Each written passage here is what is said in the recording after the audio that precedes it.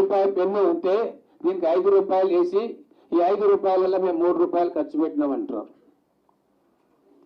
పని కంప్లీట్ కాలేదు, ఈ పెంచిన వ్యయంలో డబ్బులు డ్రా చేసిండ్రు. ఇట్లా మాకున్న నిర్దిష్టమైన సమాచారం ప్రకారం కాంట్రాక్టర్లు, ఇక దాంట్లో మేజర్ షేరు మెగా కన్స్ట్రక్షన్స్ వాళ్ళు, తర్వాత కల్వకుంట్ల కుటుంబం కలిసి 48,000 కోట్ల రూపాయలు అప్పనంగా కాజేసిండ్రు. ఇది బయటకు తీసుకురావాల్సిన అవసరం ఉంది. ఈ 48,000 కోట్ల రూపాయలు ఏ తమాషా ప్రకారంగా బాబా బామ్మర్ది పంచుకున్నారు, తండ్రి పంచుకున్నాడు, మెగా కృష్ణారెడ్డి పంచుకున్నాడు, దీని లెక్కలు బయటకు తీసుకురావాలని చెప్పి తెలంగాణ ప్రజలు కోరుకుంటా ఉన్నారు.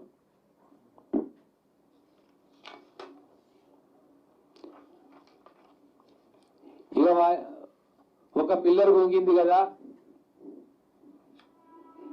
ఏముందిలే అన్నాడు కేటీఆర్ గారు. మీరు ఫామ్ హౌస్ కట్టుకున్నారు, ఎన్నో బంగ్లాలు కట్టుకున్నారు కదా, మమ్మల్ని తీసుకురండి, ఒక్క పిల్లర్ సెంటర్ పిల్లర్ని కూడగొడతాం మేము, మీ ఇల్లు ఉంటుందా పీక్తుందా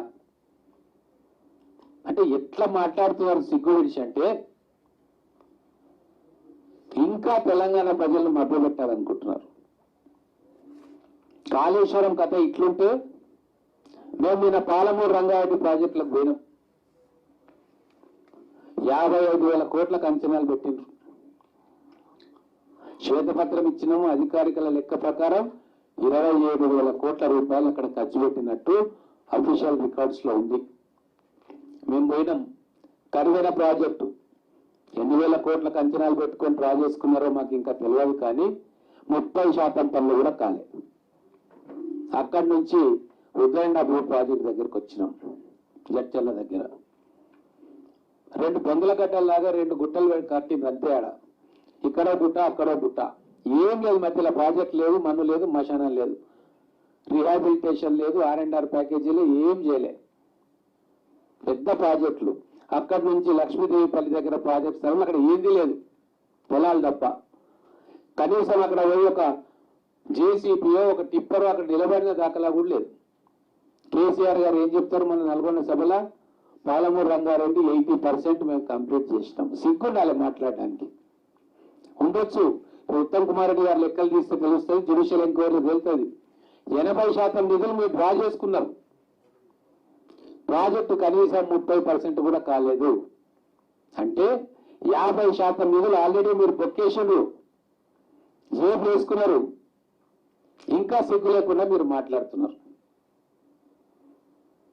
కొద్దిగానన్నా తెలంగాణ ప్రజల గురించి ఆలోచించుంటారు. మీ కుటుంబం తరతరాలకు సరిపోయేంత ఆల్రెడీ దోచుకున్నారు కదా, ఇక వదిలేయండి మమ్మల్ని. మా కాంగ్రెస్ ప్రభుత్వం మీరు చేసిన దారుణాలను, అగత్యాలను, అమానుషాలను ఒకటొకటిగా సవరించి మళ్ళీ ఆర్థిక వ్యవస్థను కానీ ప్రాజెక్టులను కానీ ఒక దాడికి తీసుకొచ్చే ప్రయత్నం చేస్తూ ఉంది. మీరు ఎట్లా సహకరించారో మాకు తెలుసు. కనీసం అధికారులను, ప్రభుత్వాన్ని మా పని మమ్మల్ని చేయనియండి.